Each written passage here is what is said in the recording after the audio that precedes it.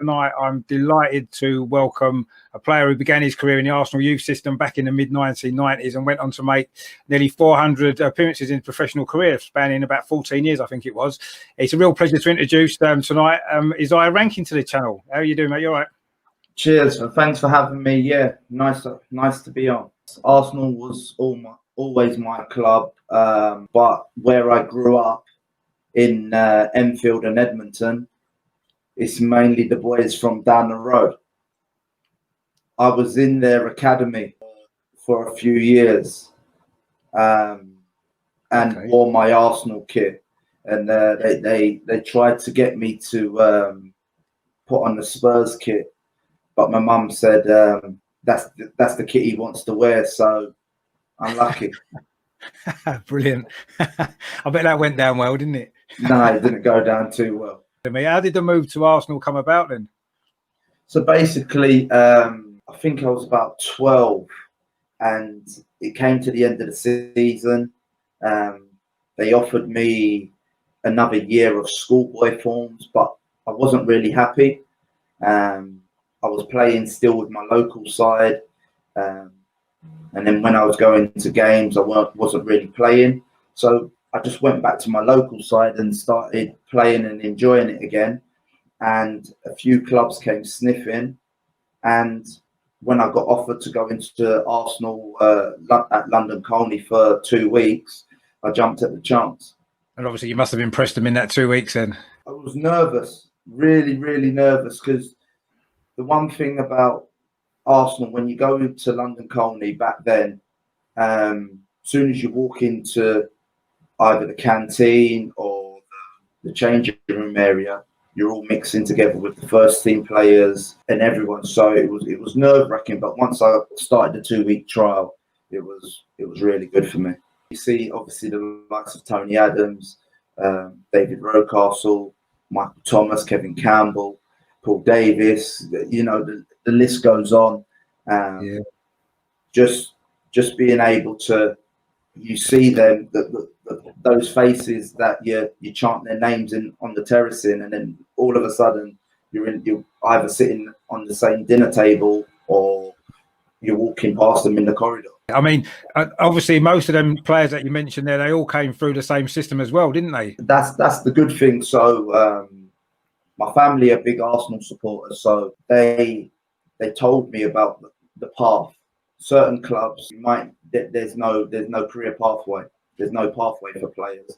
But one thing about Arsenal, there's always a pathway for the young players coming through. Yeah, and it's still happening today, isn't it? With a lot of the young guys that are playing in the team now. Even more so today. I'm really happy to see all the boys coming through. That it's a connection with the fans as well. Was you in the youth team squad that won the cup in '94? Did you play in that? Yes, yeah. I was under 16, but I was playing in that FA Youth Cup winning squad. I played in majority of the rounds, or were involved in majority of the rounds, but I wasn't involved in the final. Did you still get a medal though? Yes. About 1996, wasn't it, that you got sort of pushed into the first team squad? Is that right? Yes. I mean, that was obviously at a time when the club had a couple of changes. Obviously, Bruce Rioch had left and Arsene Wenger had sort of came in, didn't he? What was that like at the club then? Was it quite a difficult time with a change of manager and stuff? Well, for the young players, it was just continue, because the first team were the first team. There was a few things going around about the change of manager. Obviously, Bruce Rioch got sacked. There was obviously well documented about Ian Wright and Bruce Rioch, how they didn't see eye to eye. But then Arsene Wenger came in later, and then the rest was history, really. It was unbelievable how he just changed the whole club. You were named on the bench a few times that season, wasn't you? Arsene Wenger's sort of first season. You got on the bench a couple of times towards the end, didn't you? Yeah, I was on the bench 5 or 6 times. Didn't get on, so I was thinking, it's not going to happen for me. But I was just kept plugging away. I think I had to go on loan to show that I could hack it in the league, and then came back, and then I was fortunate enough to get the call to be in the first team squad. Was that Colchester you went on loan to? Yes, I went on loan to Colchester for 3 months. I had a chance. Well, Arsene Wenger wanted me to go to Germany for 3 months, but I wasn't too sure about going to Germany back then.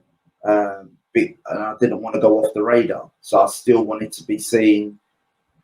So I decided to go to Colchester for 3 months. What was that like then? It must have been a bit of a culture shock, wouldn't it, going from Arsenal to Colchester? I loved it. I really enjoyed it. Completely different, toughened you up.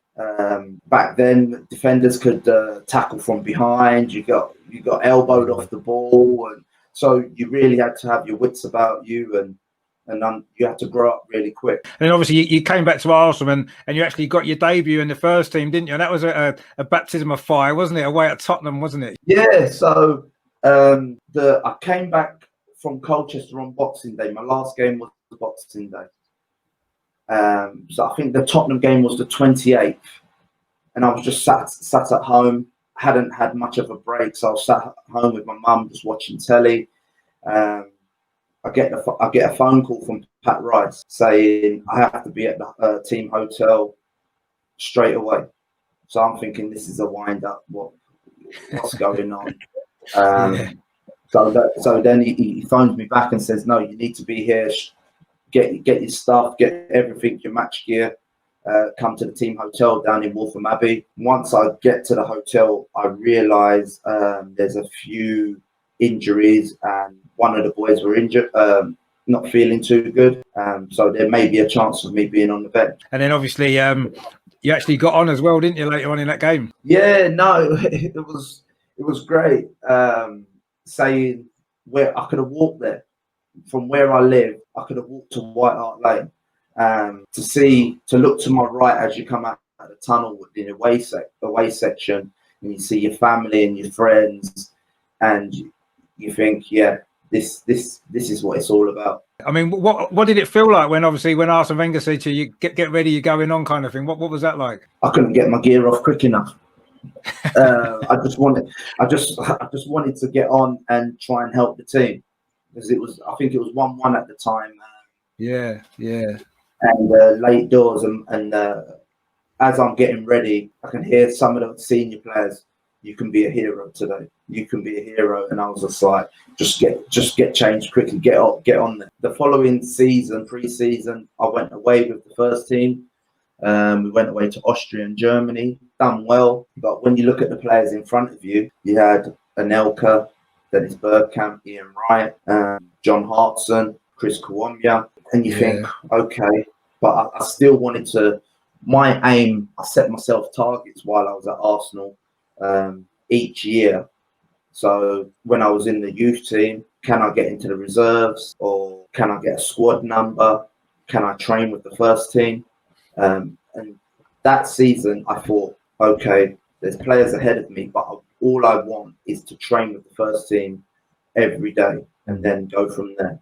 When did you realise that you're probably going to have to leave Arsenal then to get regular football? Arsene Wenger pulled me into the office and had a chat with me. Said I could stay if I wanted. There was 2 offers came in, and they had accepted one. He said I could go and talk to the club, which was Bradford City. The other club was Reading, I think, was at the time. So he said I could stay, but I was like, well, am I staying to play in the reserve? Am I staying to compete or get a chance here and there? Obviously, as I just mentioned, the players in front of me, it was highly unlikely that at that time I would have broke in. So I went and had a chat with Bradford City, came back, spoke to Arsene Wenger again, and then I think it happened within the space of 4 days, I think, and then it was done. My mind was made up to go and play for Bradford City in the Championship.